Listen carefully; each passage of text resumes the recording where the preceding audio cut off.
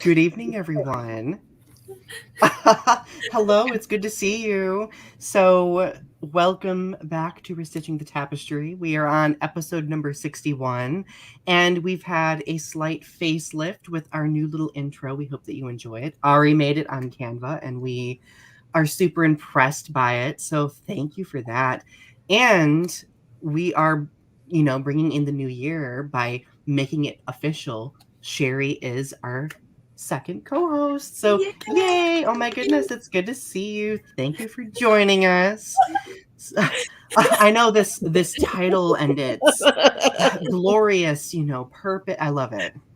Oh, I should have worn my tiara today. Yes, you should have. It would have been great. I But I love the ears anyway. Tonight we're doing pajama night. Maybe we should do a tiara night at some point. I think it's only fair, right? So let me know if you don't have a tiara. I can take care of you. I'm just saying. I think I have one lying around here somewhere. I'd have to dig it out though. I'm shocked. But if not, shocked. Maybe I need more than one tiara. Let's just be honest. Who doesn't? Right? Okay, everyone. Again, it's good to see all of you. We are excited to start a new season of our show, and we have a lot of really cool ideas in store for the next oncoming months. For tonight's episode, we want to, of course, bring in the new year by talking a little bit about our goals for 2022. And we're going to talk a little bit about the significance of the day, historically speaking, but also the fact that today is Ari's birthday. No. Happy birthday, Ari. Oh my God. So, Ari, did you get to do anything today? Did you get to do anything interesting? I slept all day. It was glorious. I was going to clean my apartment and I said, you know what?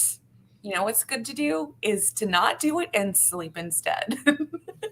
Sometimes sleep can be the best award, right? The best gift we can give ourselves. Mm-hmm. Sounded way better than what you and I spent the day doing, Donny. I know. Like I spent my day like foaming at the mouth and twitching. Oh no. Mm-hmm. Not to sound too dramatic. We're lesson planning for the semester. That's what we're doing. And it's painful. It can be very taxing. So, Panda Alsatian's here and says, nice intro. Thanks. Leo may have missed the intro. That's okay. When you rewatch the show, you can see the intro again. Sophie is here and says, happy birthday, Ari. Thank you, Sophia. It's good to see you. Mm-hmm. Leo got ears pierced this last weekend. Awesome. Oh. And also congratulate you, Ari, on your birthday. So exciting. Another trip around the sun. You don't know what to do with all of this love, right? No, I don't. I really don't. It's too much. Too much. So, of course, before getting into talking about like our topic for the show, let's share a little bit about what we've been up to and how we've been doing lately. Because it's been about 2 to 3 weeks since we've convened and had a conversation. So, what have you all been up to? Ari, do you want to go first? No, So I is think your Sherri should birthday? go first. It was your birthday. I was gonna put you on the spot first. All right, Sherri, you go first. So let's see, what have I been doing? Not a lot, actually. I spent a lot of days celebrating Ari's birthday, apparently, between Christmas and New Year's. So I slept a lot. For those of you who don't know, I've been getting over shingles for the last 2 months, and I'm finally now not in pain anymore. Well, not in as much pain anymore, and I'm able to sleep through the night. So that's all I've been doing lately. It's just sleeping 10 hours at a time, and it feels glorious. Nice. So I wish I had something better to say, but honestly, that's been great to be able to actually sleep. You deserve the relaxation. What a gift. Recovery from shingles takes time, Yeah. So, not to mention it was holiday break for faculty like us. We need the mental relaxation for a while. It's true. It's true. Ari, how about you? So I spent some time in the hospital, and I wrote a chapbook while I was at it, and that chapbook is going to come out sometime this year through Dumpster Fire Press. I this last week was painting. I painted yesterday because I was like, Ooh. I had all of these like emotions built up in me, and I'm like, you know what I'm gonna do? I'm gonna paint it out. I love that. Mhm. That's awesome. What's the title of your chat book? The title of my chapbook is Psalm of the Psych Ward. I've read it, by the way, everyone. It's phenomenal. I absolutely love it. I think it's some of your best work, Ari, and I'm really excited for the world to see it. Sherri. I have a question. I don't know what a chat book is. A Chapbook is chat book. Oh, go ahead. you go ahead, Donnie. I was just gonna say it's a smaller collection of poems. Oh, They can range from like maybe 15 to like 40 pages or so, and that can vary. As opposed to like a full length collection, which is usually about like 50 to 100 plus pages, okay. depending on the situation. Yeah. Very, very cool. Well, congratulations on the chat book. That's awesome. Yeah, I didn't think I would get it done, but then I found myself writing like 6 or 7 poems a day. And then there was one day I wrote like 9 poems. So I was like, yeah, I've got Wow. inspiration here. Yeah, you've been on a roll because like you've been getting like poems like accepted for publication through different publishers and stuff like that. 2022 is already shaping into your year and I'm really proud of you. That's awesome. Yeah. Mhm. Yay. What about you, Donnie? For me, I've been until about like maybe 2 days ago just playing Stardew Valley for like 2 weeks. I've been like I don't know, I've been doing some reading and like tending to my plants, just like things that don't require a lot of thought, you know. I'm slowly getting back into writing. I finally have written a poem for the first time in like maybe a month. I've been like really just not producing work. That happens to me all the time after I release a book though. Like I release a book, a ton of creative energy goes into it, and then I stop for like a month and kind of recharge. And I also have like some promotional stuff coming up where I have a couple of readings and so on and so forth. So it's like for me, like my creative energy has to focus on like writing poetry for a while and then like marketing stuff because I mean, let's be honest, as writers and as like small press published writers, like we are in charge of our own marketing and that can be very taxing. Like that takes a lot of energy in of itself. So See, I'm kind of jelly of you guys right now. I'm wishing I was a writer because, like, being an artist, museums and galleries largely haven't been open for like a lot. Like, they've opened up in the last year or so, but still, like, people going is very spotty. And if people aren't going to museums and galleries, then they're not looking at your work, they're not buying your work, and they're not doing big shows. And so it's like, there's not I mean, you can, put things on Etsy, you can put things, here and there, but you're not getting, the art world with a capital A, looking at your work. And it's been largely stagnated to a very big degree over the last since the pandemic has happened. And so I'm a little jelly about writers being able to just be like, yeah, I'm just gonna self-publish and it's all gonna be great. And We're going to fix yeah. that. We're going to fix that because Mike Zone and I have gotten together online and talked about creating a counterculture movement in Grand Rapids. And I found potentially a space for us to put our artwork up and to do an open poetry read. nice. Oh my goodness. And obviously you would be invited to this. So So let's get you out there. Sherri, you are now on our wild ride of creativity. I love it. It's I gonna love be it. fun. It's gonna be fun. Yes. So, Leo wants to recommend an amazing tarot deck for you, Ari. Yeah, I've heard of the Botanica before, and I've seen readings online of it. It is a very pretty deck, and I do love it. The problem is that personally, I don't know a lot about plants and their properties. So, like, that's the only thing that stopped me from getting it already is that, like, there are certain aspects to plants, like a whole history of them, that, like, I would have to do a bunch of reading to, like, use the deck properly. But I have heard of that deck, and it's great. I'm kind of nerding out over that because I am a plant nerd. I may have to check it out because I also do readings and stuff. Not often, but I still do from time to time. So, I thought. By the way, shameless plug for Tarot Time with Ari, Ari's second YouTube channel, and shameless plug for Sherri's channel, Sherri Makes Stuff. So go check those out if you're able. So, all right. So let's move on to talking about our topic. Of course, before doing anything else, I want to read our show's mission statement, okay? Many witness different atrocities, large or small, that fray the social fabric around us, and much of the time, many may feel powerless and know not how to address it. This fray has gotten worse with the rise of social media, being that we are able to share in trauma collectively as it goes viral in real time. And unfortunately, many of these atrocities happen to marginalized communities. So this begs the question, what can we do to mend the communities that have seen considerable tragedy or who are the recipients of these atrocities?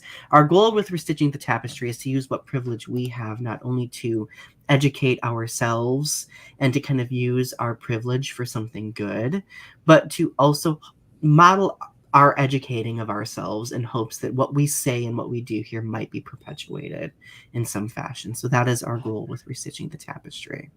So welcome. We're happy to have all of you here. So let's talk a little bit more about today specifically. So let's rewind to a year ago. 2021, January 6th, was a very crucial day for us here in the United States, historically speaking, because there was essentially an insurrection that took place at our capital where a large angry mob of people who did not, agree with the election results essentially wanted to stop the election results. And it resulted in people being hurt. It resulted in fatalities. It resulted in the Capitol being stormed, people defecating in offices, threatening people, threatening, execution on people. Six It lives was were a very, lost. yeah, Six lives were lost that day. 6 lives were lost that day. It was a very, very unsettling day. And being that it's been 1 year since that, I think it's important for us, out of respect and for the significance of the moment, to reflect on it and talk a little bit about those events. So my first question, like a more generalized question for all three of us, where were you when this was happening, when you found out about this situation? Ari, you go first this time. I have to think about it. I remember being at my apartment for the beginning part of it, but then my sister had texted me, Jessica, and she was like, the Capitol is being stormed right now. And I was like a little bit like surprised. I mean, I wasn't surprised that something bad happened, but because I was expecting something to happen soon after the election, but I didn't realize that it was going to happen on my birthday. So I had come into the day where I was like in really good spirits. And then I went to my mom's house and I was just like, oh my God. And the problem is that my aunt had participated in the insurrection. She was there protesting. And she took pictures and put them all over her Facebook. And she basically she wore this flag cape and she wore a Trump shirt and a Trump hat. And she said that she tried to lie and say that that it was just a peaceful protest and they were getting along with officers and nothing bad happened that day. And that it was just a peaceful protest between protesters and police and everything was going magically. And the problem with that is that several people who she was on the bus to Washington, D.C. with did get arrested for insurrection. Mm-hmm. Wow. Did she go inside the building?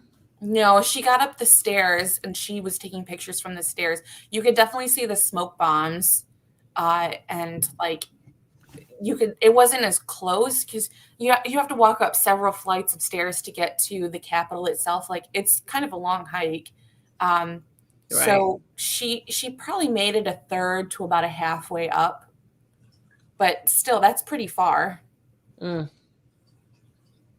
Wow, that's still unsettling, you It's know, very like unsettling. Yeah. I can't imagine how I would feel if I knew that a family member participated, Mm-hmm. you know. Mm-hmm. Not only that, I can't imagine it happening on my birthday either. That, Right. yeah. Sherri, how about you? Well, this time last year, I was doing very much what I'm doing now, doing setup for classes. And I was having a little bit of a meltdown because I had waited too long. I'm a little bit more ahead of the game this year than I was last year. So I was having a little bit of a meltdown, and I was on the couch and I was just like stressing out. And I was like, you know what? I'm just going to watch a little bit of YouTube or something and just kind of decompress. And then this came on my feed, and I just started watching it, and I just couldn't stop. I was like, well, I'm done doing work for the day, like now this is what I'm doing. And like you are, I was just watching in real time and watching it unfold. And you could see the fear and it didn't matter what reporter was talking. It didn't matter what news outlet they were from. You could see the fear in their eyes. You could see the confusion in their reporting. They were just like, so I'm here and stuff's going on.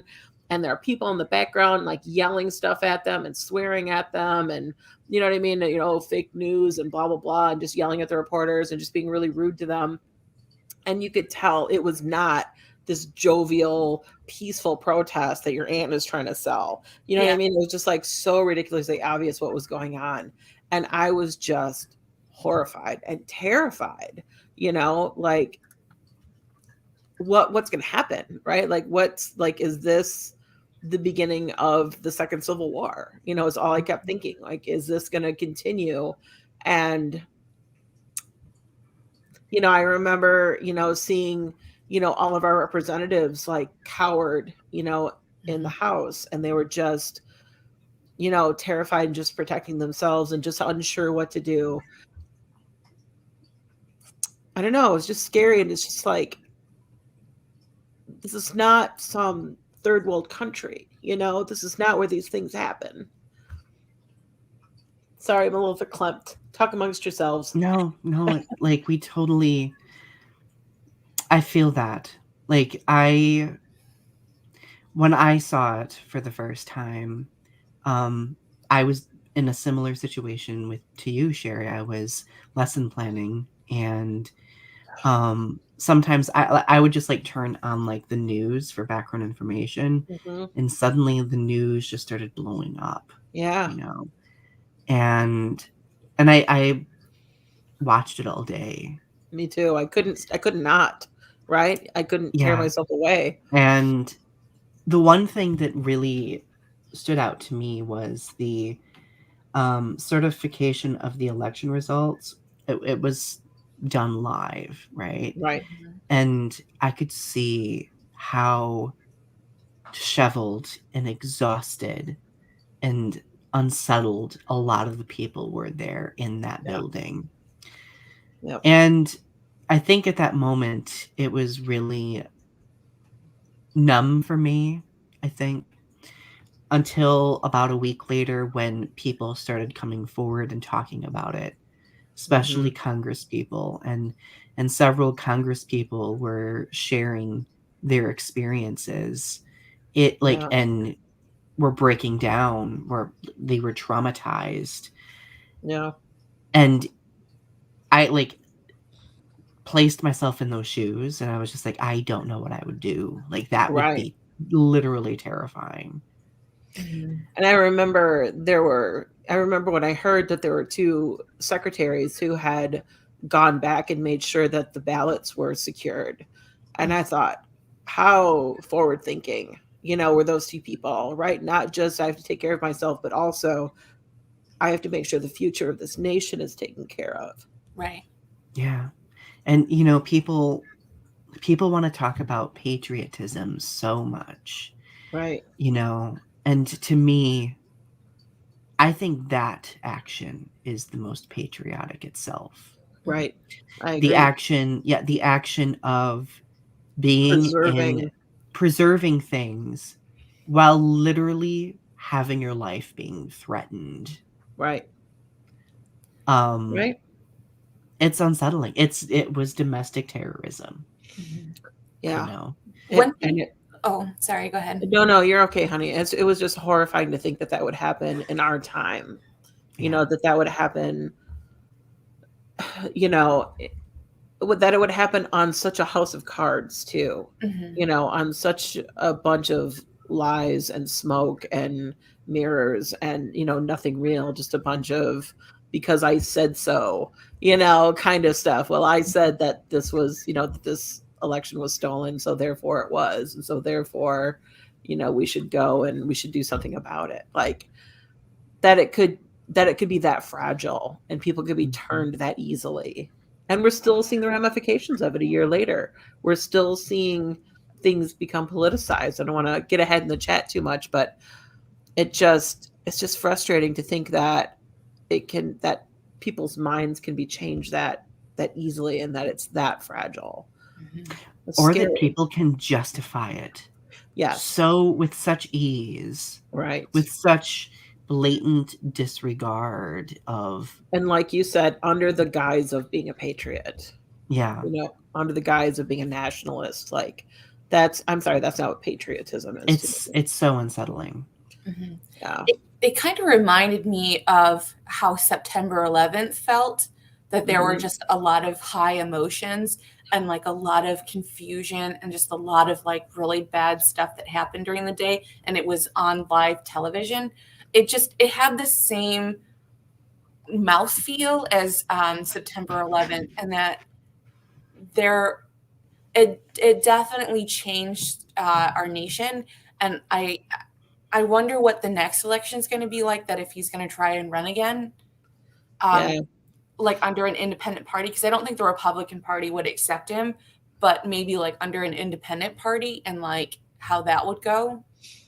I would say I agree with you that it was similar in mouthfeel to September 11th, but way, way worse because this was not some outside threat. This Right. wasn't somebody that we had, on the outside that we had done something to who was exacting some real or imagined revenge upon us. This was our own turning against our own, something that hadn't been seen since the Civil War. People flying the flag of the Civil War in our nation's capital, something that had never happened, even during the Civil War. The flag of traitors to this country being flown in the Civil War. That to me was the biggest insult. That flag is a flag of traitors. That was a flag. That's the flag of people who were turning against our nation, turning against this country and its values. And that they would have the audacity to fly that flag in my nation's capital. And you guys know I'm the biggest Marxist that ever walked this earth. I am by all means very critical of our country. But that's part of what makes this country so great to me, is that I can be that critical and that I can point the finger in the direction that I feel it needs to go. And I can have my voice be heard, right? That's what this is all about. It's not about taking it by force. It's about taking it through logic and reason and voting and, by reasonable means, changing Right. minds. Instead of being retaliatory or Right. threatening people's lives or inflicting trauma in some way, which is clearly what happened Right. that day. And I really think that, kind of like our show's mission statement, things that happen in real time on a mass scale, that trauma is shared. Yeah. Like I think when an injury like that happens in one location to certain groups of people, I think it's an injury to all of us. It's an injury to democracy, Yeah. And really, I think what makes it most unsettling is that for 9/11, there was this sense of solidarity afterward, right? Where like we had to come together and recover and help people and overcome this atrocity. But now there isn't solidarity. There is a significant swath of people who literally believe that what happened was okay and that the election wasn't even a thing. That it was rigged. That Right. it was rigged.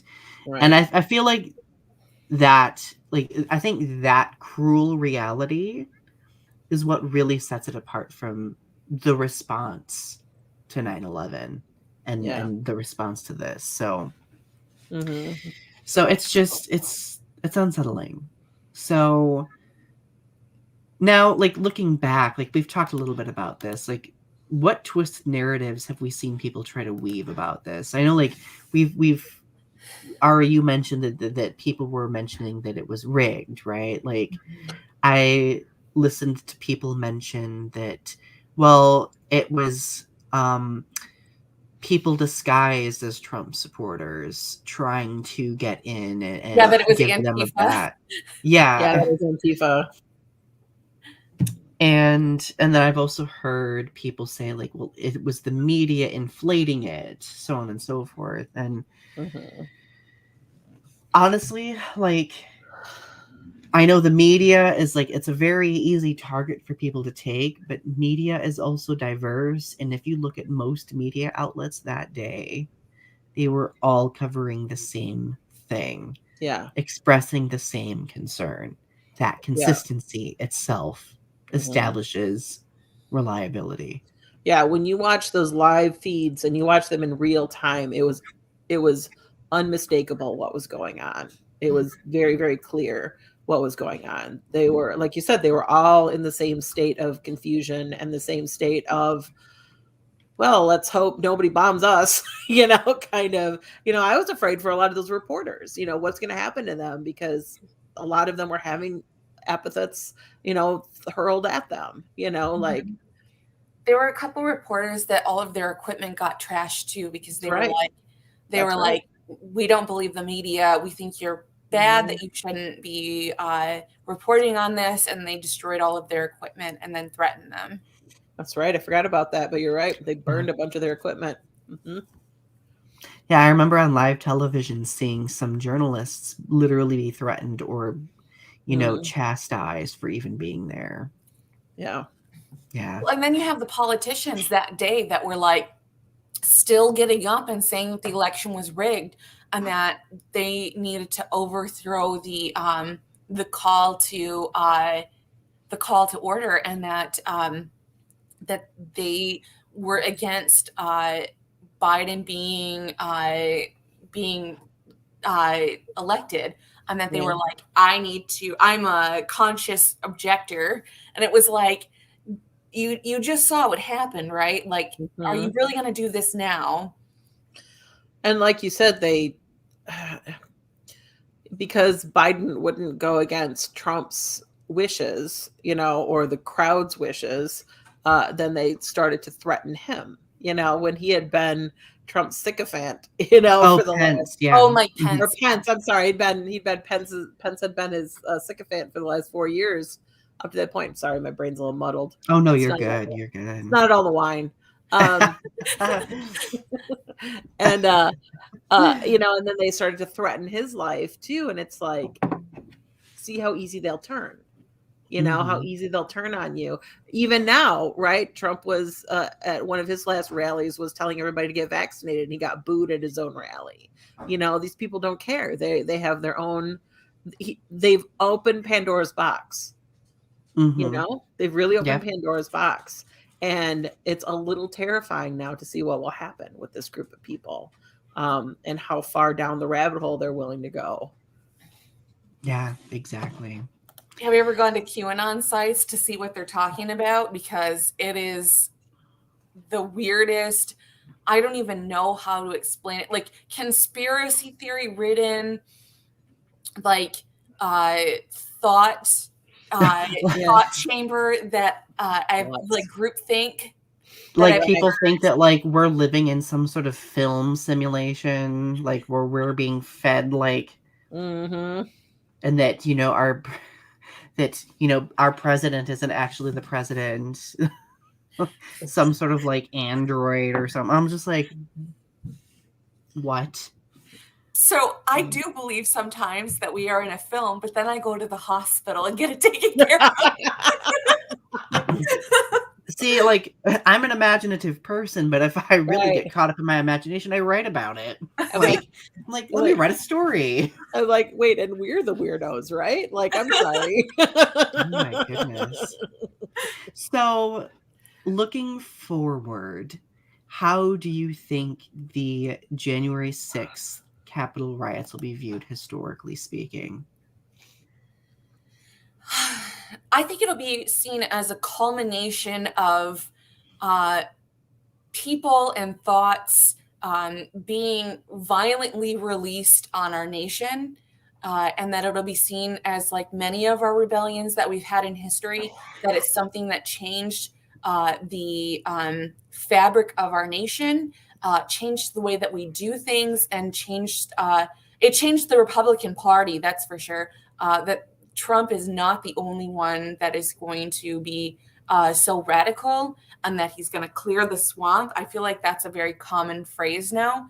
And I feel like things are going to get uglier before they get better. Yeah, it's definitely opened the door for worse things, I think. Mm-hmm. I agree with you there. When you say historically, do you mean historically or do you mean in public consciousness? Like Public, those are, like as far as like other rebellions that have taken place, yeah. like Well, I just meant, after the revolution, yeah. there was sort of like an empowerment of Well, I meant for people. Donnie's question, like, did he mean it? Did he mean it historically, like, how is Oh, history going to remember it, or how is public consciousness going to remember it in a historical way? I Because those would are say two very different things these days. right. I would say both. Like how, like what trajectory will it take in both contexts? Yeah. I really do believe that in the future that a lot of voices are going to try to downplay it.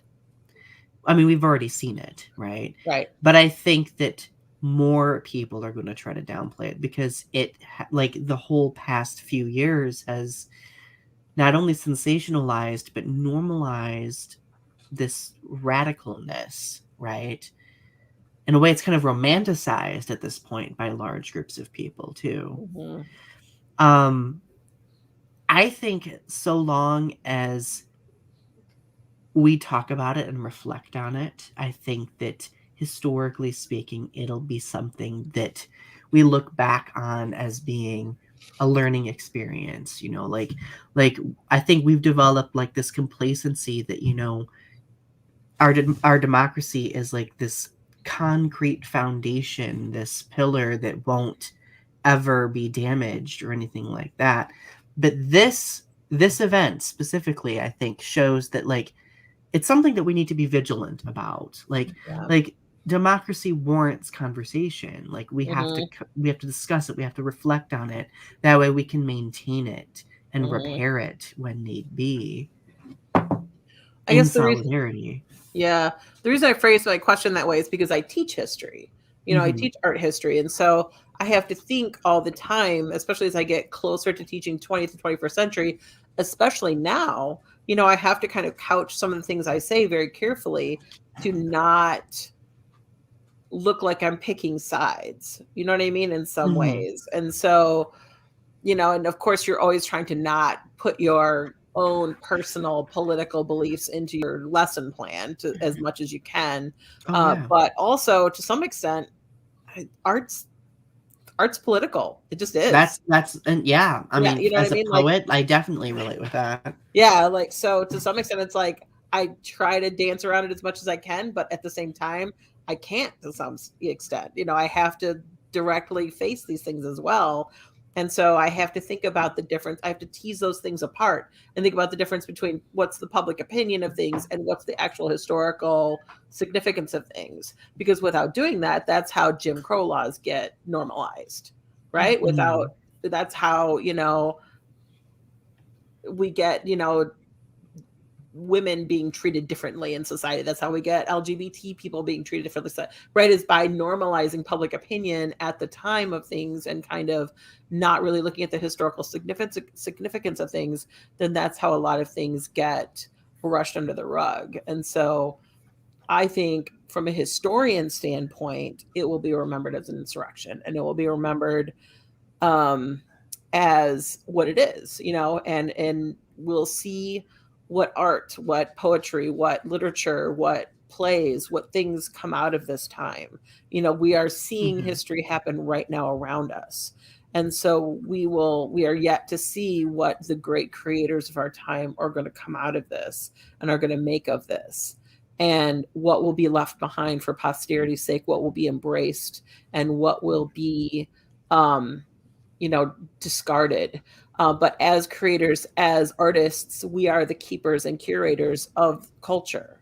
And so I think a lot of that has yet to be kind of determined. And let's be honest, the right sucks at art, and they suck at humor, and they suck at this kind of stuff. So they just kind of do. So there's not going to be a whole lot of that left behind. There's going to be a lot of left-leaning things left behind that are going to kind of tell this story and are going to kind of paint this picture for us. And that's important to remember too, that everybody has a spin, everybody has an agenda. So that's important to remember as well. But I think in this instance, I don't know, it's such a polarizing thing, and we've become more polarized as time has gone on. Just in my lifetime, we have become so much more polarized politically as a country. And it's kind of scary, because it's like, where do we go from here? Right. What, as Ari was saying, like, what's the next step? Who's the next, wannabe dictator that comes up? Right. Yeah. And how do we heal from what we've experienced?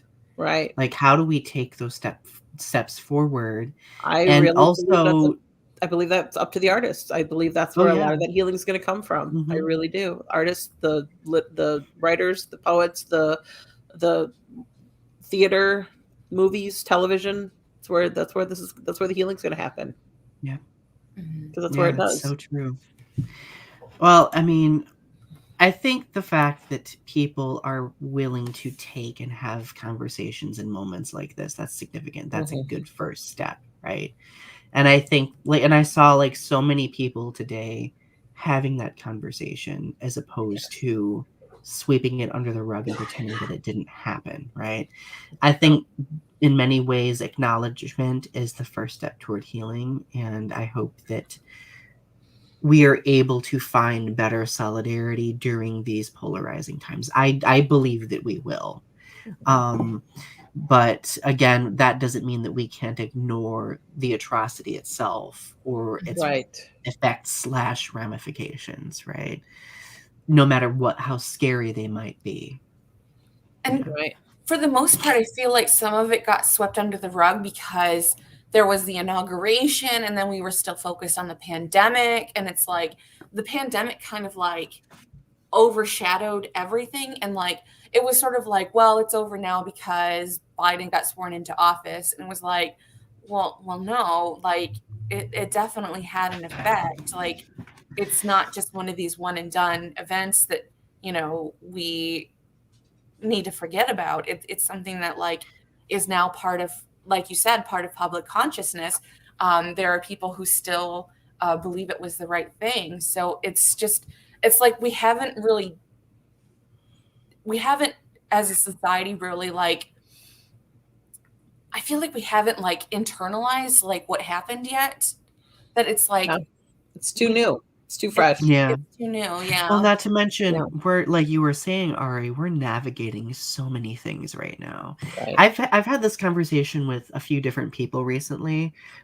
People who are either Gen Xers, millennials, or Gen Zers, about the fact that in our lifetimes, so in our, in the last 50 years or so, we have navigated so many tragedies, world-altering events, acts of terror, war, so many different things. Recessions, huge recessions. Yeah.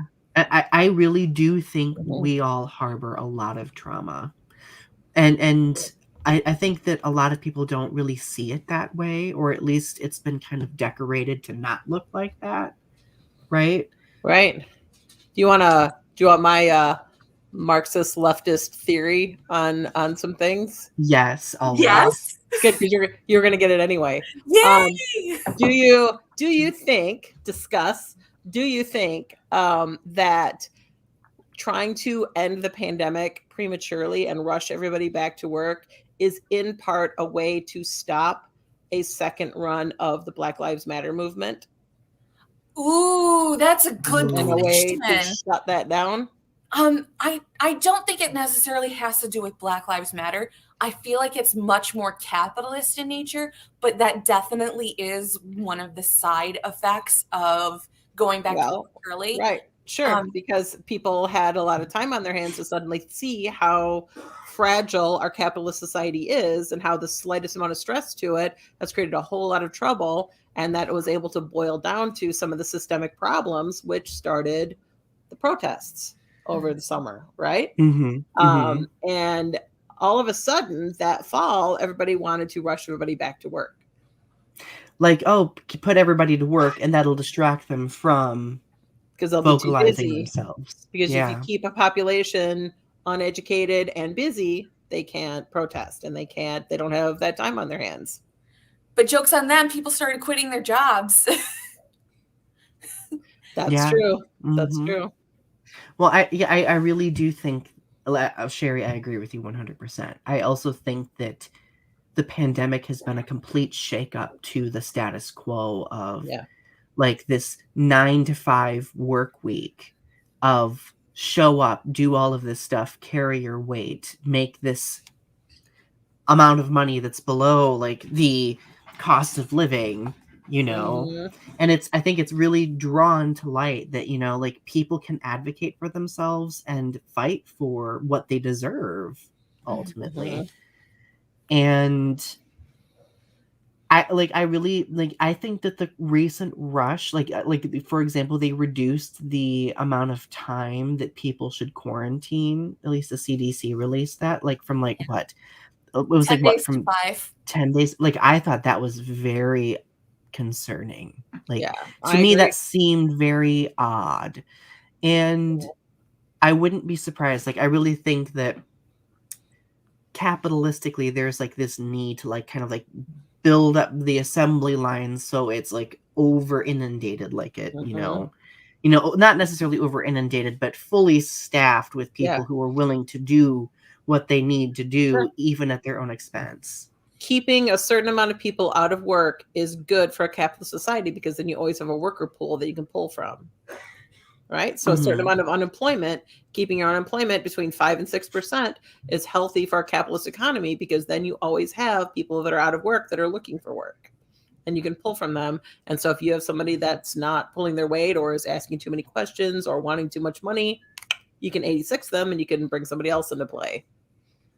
But we are in a workers' society right now where there's so many people who are just quitting their jobs, and businesses can't staff even the most basic job, such as food service or the retail industry or truck drivers, which are basically like the lifeblood of this country. So not even being able to stock those, I feel like workers have kind of a bargaining chip in which they can negotiate higher wages, healthcare, and better treatment by their bosses. That's my hope too, that's the way that's going to turn, instead of it turning to everybody doing gig jobs. You know what I mean? Like the gig economy has become very, very strong, which actually is very anti-worker, because it's very difficult to unionize and to come together as a group of, gig workers, because you're all a bunch of independent contractors. So that's my fear, is that it's going to go in that direction, which I understand why people are taking those gig jobs. Like, you have more control over your schedule and, there are a lot of bonuses to that. But at the same time, it does kind of trap you in a certain kind of status quo kind of, place. So we'll see which way that drags out. But also what Donny was saying, right? Like dropping down the CDC's recommendations to, you only need to quarantine for 5 days seems kind of sus, because it is aligning pretty clearly with this, as you're saying, like this need for all these workers, because we have a worker shortage, which is not true. We have a pay shortage is what we have, right? We have a pay crisis, not a worker crisis. But because we have, all these places that are looking for workers, it's suddenly all kinds of sus that they're like, well, you only need to quarantine for 5 days, maybe not 10. There really feels like it's fueled by capitalism. See, I told you guys I was a Marxist. But see, like, I mean, I think it's important to consider these different aspects too, right? Like, because democracy is multi-layered, it has many different working parts, and I think it's important to look at that on a macroscopic level, right?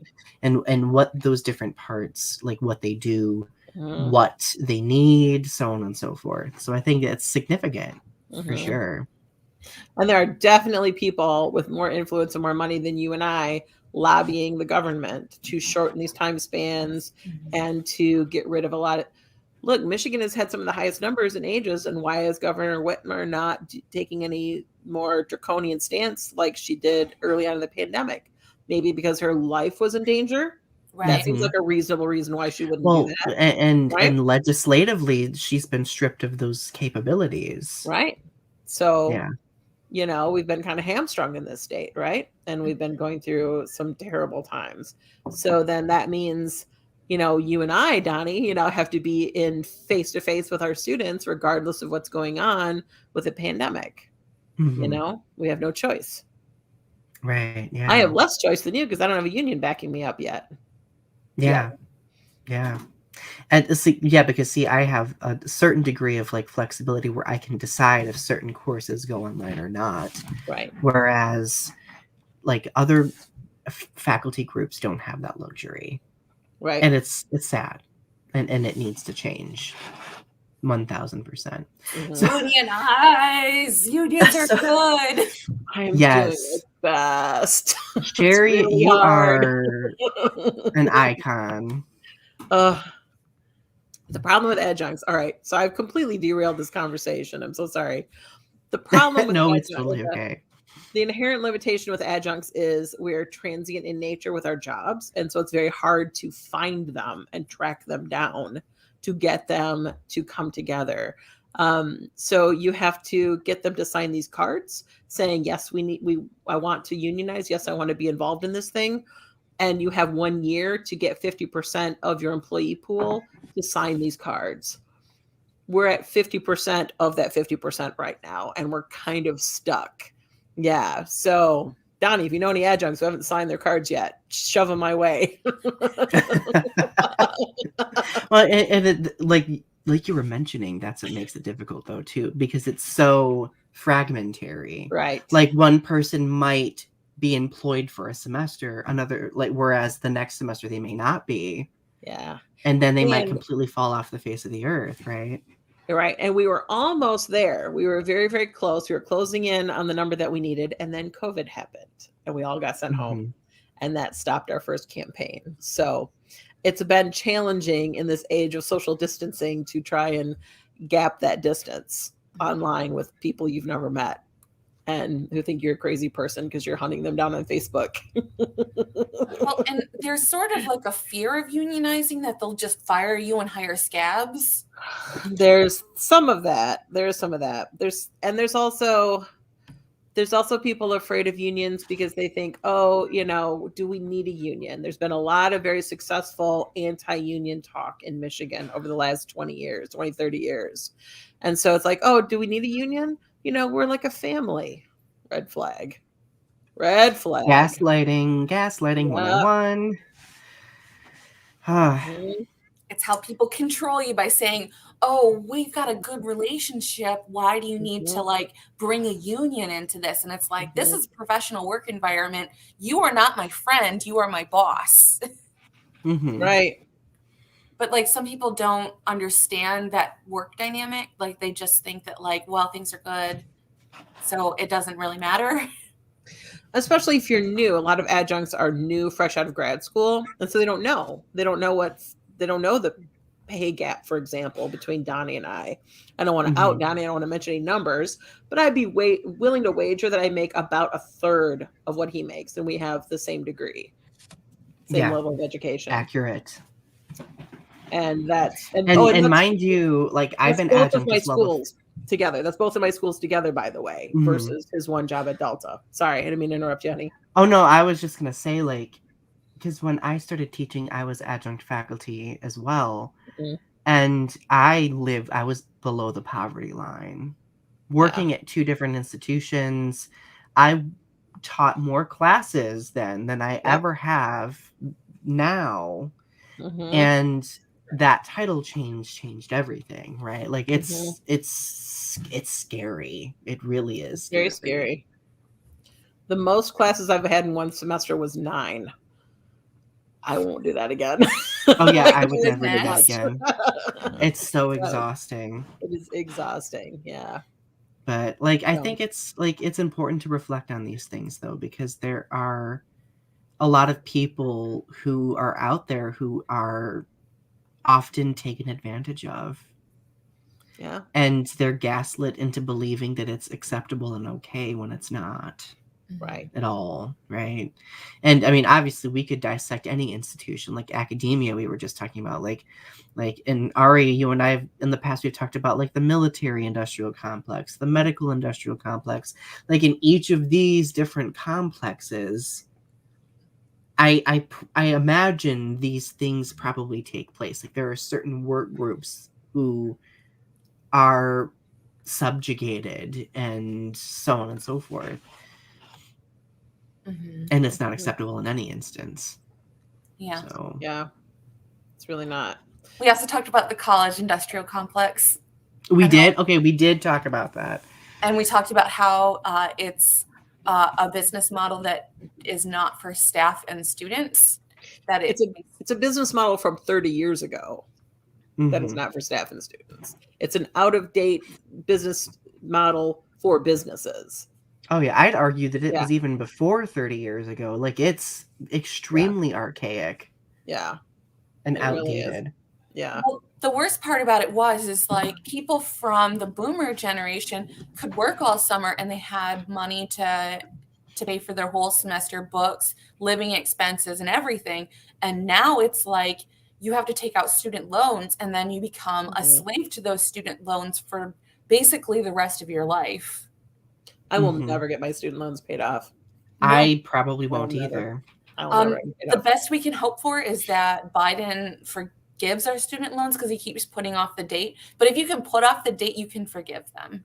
Right. I'm even at the point of like forgiving even a percentage of it. Like a percentage would be something. But you're just going to be spinning your wheels even with a percentage. Like you have to forgive the whole thing. Well, yeah, you'll be spinning your wheels because of those interest rates, because those keep accruing. Donny, you need to talk to your union rep, though. You should be able to get on the payment forgiveness. Yes, there we go. I didn't know that. I'll have to look into that. Talk to your union rep because they will have, or I can talk to me later and I can get you in touch with the folks from the MEA who handle that for them. And they can give you information on getting your loans forgiven because you're full-time now. For me, it's a little trickier. They opened it up to some adjuncts if you work full-time hours. And so you have to kind of prove that you work full-time hours, which I think I can do. It's a lot of hassle. I can't as a teacher, it's really hard to like sit down and track like, well, I lesson planned this for 8 hours this day. During the weekend, I was up till midnight. It's but you're classified as full-time, so you should be able to get in on that program and get your loans. You have to work there 10 years and make payments for 10 years. But then whatever's left over is forgiven. So, and that's retroactive. And they're counting all the times that they've forgiven the loans during COVID. They're counting all those months too towards your repayment. Oh, like suspended it? Yep, all the times that it's been suspended during COVID. Yeah, I did not know that. That's a good they're counting those months during repayment. So remind me later, and I'll send you or get a hold of your union rep, one of the two. Okay. So I just realized we have like 6 minutes left. We should probably talk about our goals. No, I think we've had a great conversation. I've really enjoyed our conversation. We can just keep talking about it and do resolutions next week.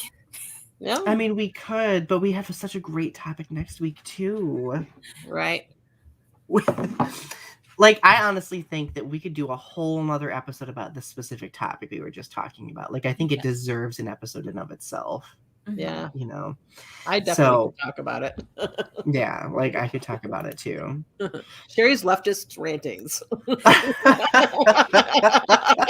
That's her subtitle, Restitching the Tapestry, 3 leftists in a conversation. I love it. Arguments So, for racism. so Universal basic income, friends. Let's tackle that topic. Don't get me started. Oh Don't get gosh. me started. Don't get me started. Chapter 1, subsection 5, paragraph 6. Here we go. Right? It's like on board.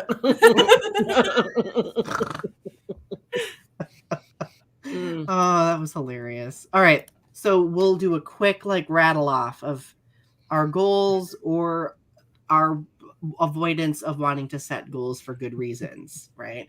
So my goals for 2022.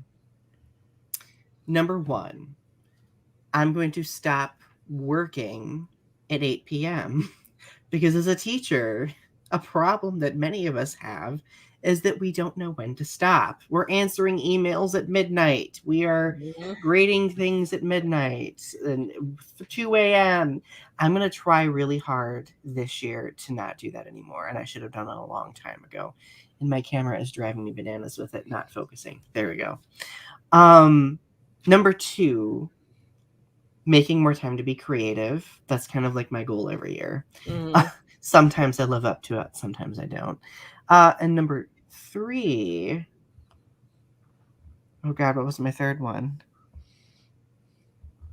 I can't remember my third one, but I'm assure you it was. I'll think about it for next episode. Ari, what about yours? I'll give you the top 3, or like 3 that I find are interesting. Write scripts and make videos under my new production company, Strange Girl Films. Find us on Facebook and YouTube right now. I don't have any videos on YouTube, but I have like an intro. Go hiking or start running again.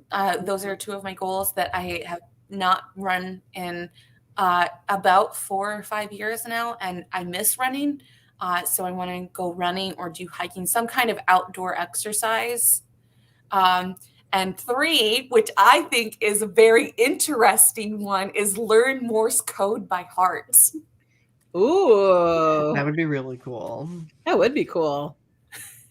Ooh, then if you're ever in a hostage situation, you can blink something at us so we can come back. Right? Was that a World War II thing? I remembered my third one. It was do more scrapbooking. Oh, yes, that's a good one. Yeah, I forgot about it. I don't know how I forgot about that. But anyway. I owe you a package, by the way. Oh my goodness. Oh my goodness. We owe you a package. We've been plotting forever, right? We've been plotting for a long time. You're going to send him a package. Yes, we have to do this. You're going to like send me an entire studio. Probably. I did that to Ari. I'm okay with that. All right. So Sherri, you have the floor now. So, well, as you all know, I don't do New Year's resolutions because to me, January isn't like a big reset time. Like September is kind of a big reset time because I teach, and September is the new school year. And so things kind of restart there. And so I guess what does that say about me? Like my life is dictated by my job. Kinda. What an echo back to what we were talking about. Right? So I'm hearing you say, I need to stop working at 8. And I'm like, oh, I should do that too. Word. It's going to be hard. It's going to be hard. But, so hard. I finally have put limits on nothing after Thursday night. Like Friday, Saturday, Sunday are mine. Like if you text me those days or you message me, I may or may not get back to you. But plan on me not getting back to you until Monday. So make sure you get it to me by Thursday. I like that. In fact, I've been doing something similar. Over Christmas break, what I decided to do is from December 23rd to what was this past Monday, the 3rd, I put up like an out of office message on my email. I did that too for the first time ever. Yeah, it was amazing. It?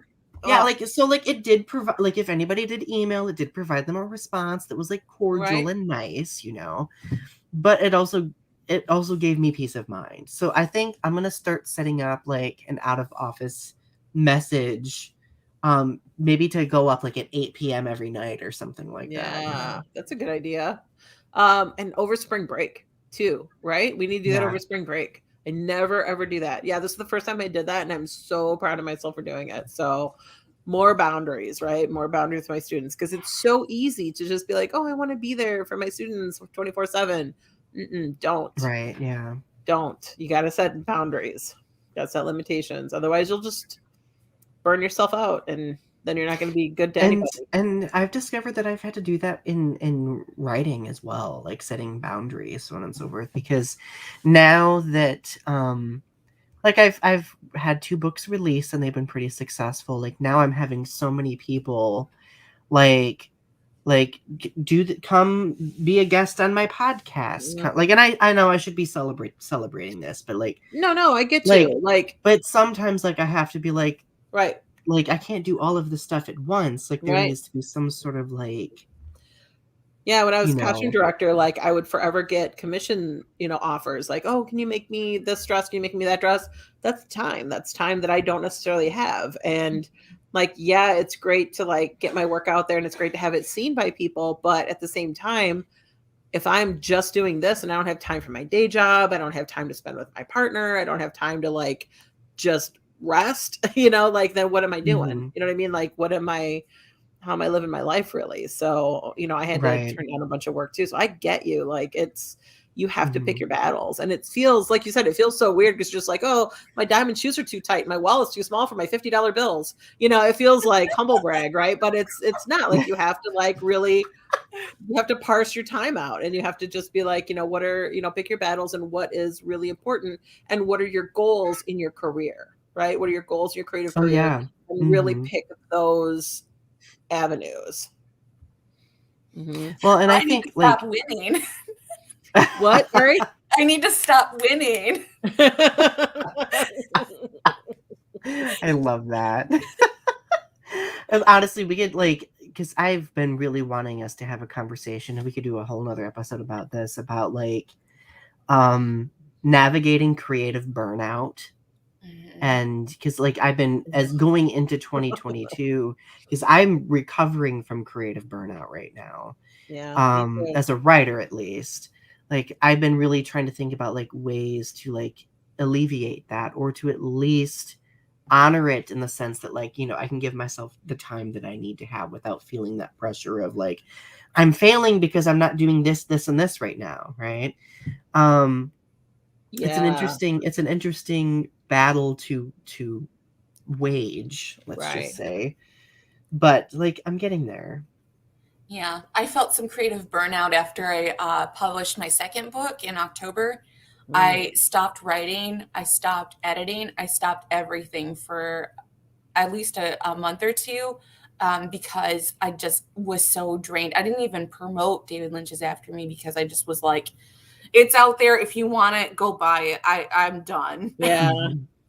That contributes to the creative burnout, like that marketing, that putting it out there, like, and I know for me, like my first collection came out and like we went like hard with marketing on it, and then my second collection came out, I went hard on it too, but like because it was so close together, I think for me, like that's part of the reason why, like I'm just like Right. frothing at the mouth afterwards. Right. So No, I get it. Well, like I said, when I was costume director, like I had 150 cast members at one point that I was responsible for coming up with their costumes, not necessarily making, but coming up with the creative decisions. And so that's like a lot of creative mind space that I'm using up. And then I have people be like, oh, can you make a dress for me? And it's just like, sure. And I would like give them a number that was like unreasonably large. And they'd be like, okay. Right? Like, no, you're supposed to say no. Like, I can't turn that number down. Like, all right, fine. I guess I'm making that for you too now. So just, oh gosh, yeah, we just get ourselves into like these corners. But we have to remember that we have a skill. We have a magical ability that the rest of the world does not have. Right? Like we are able to do things that other people can't do. And that's something that we forget. And it's not in a blow smoke up your own ass kind of way, but it's just it's true. Like I have things that you guys can't do, and I can't write poetry. Like that's something you two can do. You know what I mean? That I'm not capable of.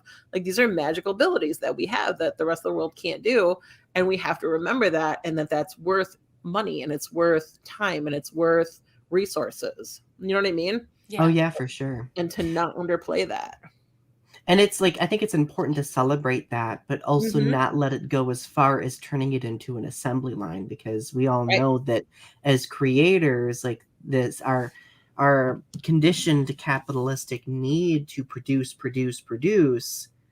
and our learning of like, well, we should be making something off of it, right? Like that can be overwhelming in of itself too. Like, I know lately my biggest issue, and I know we're over on time, but we usually go over a little bit. My latest issue has been getting through to those who want free copies of books. I Mm. had somebody get mad at me the other day because I did not give them a free copy of my books. Mhm. And I'm like, well, it's about $25 there. Oh, they wanted hardcover copies too. I'm like, this is like, I was like, this is like $30, What? $35. Yeah. Like, that's a That's hello. that's not zero. That's not a zero number. I don't know how good your math is, but Right. Like I think it's like part of the difficulty of being an artist is proving to people that what we do is worth something. right. It's true. But not letting it go so far that that's why we do what we do, right? Like Right. it's such a really I don't know what I'm doing. Am I a It's fish? I mean, but isn't it okay if that's why we do what we do? Because that's the only way we know how to make money. Like that's Right. okay. And Like it I don't should know be how to. okay. Like I was in retail for years and I sucked at it. Like it was terrible. It was miserable. Like I have PTSD from that job because it was horrible. Because I don't know how to do anything else other than make art, other than talk about art, other than teach art. This is all I know how to do. Like thank God I'm apparently good at it. You know Mhm. what I mean? Because I don't know how to do anything else.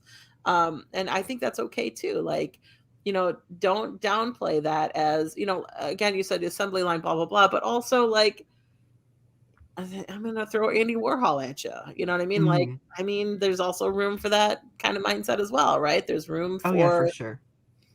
I don't know. Mass production And of see, art. Right. and see, Yeah. part of that is my conditioning to feel guilty over making money over it. Yeah. Yeah. So I see that mean, there's so many variables, right, as artists that we have to navigate. right. Yeah. Because we are taught that it should be our passion and not our job. Mhm. Because you have to go do something serious for a job, right? Yep. Making art is your hobby. It can't be your job. Nobody makes art as a job, right? Because this Except, notion of hobbies and jobs being divorced from one another has been so right. center stage I mean, for how many years?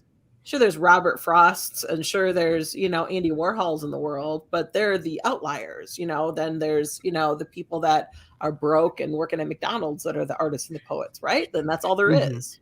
Broken disabled writing 6 poems a day, friends. Like, yeah, like there's nobody in the middle between those two extremes, right? Like nobody thinks Mhm. about the everyday, day-to-day, worker bee artists and poets and creators that like fill in the Mhm. majority of the creative space, Right. So I don't know. This is something I've thought. This is a whole different episode, isn't it? It is, yeah. It Yep. So really see, is. everyone, we are even coming up with episode ideas. Like, I love this. We're starting out 2022 the best way possible. We need to cut ourselves off and just be like, we'll talk to you next time. Okay, yes, we probably should wrap things up for tonight. But this has been such a wonderful conversation. We've covered so much ground, and I'm feeling refreshed and rejuvenated, and it's You just so made fun Sherri to be able to talk cry. with both of you. I know, like I was getting like Sherri, when you were talking, I was getting teary-eyed. I was just like, oh God, like it's okay. We need a good cry sometimes, right? Right. And I think a year ago today was worth crying over. It is. For Yeah. sure. Agreed. Yeah. Well, my friends, as always, thank you so much for listening to our show. Go find our respective channels and subscribe to them, please. We greatly appreciate the support. And stay tuned for our next episode, which is going to be next Thursday night. Okay. Yeah. So we love you all, and we will see you next week. Bye. Bye. Mwah.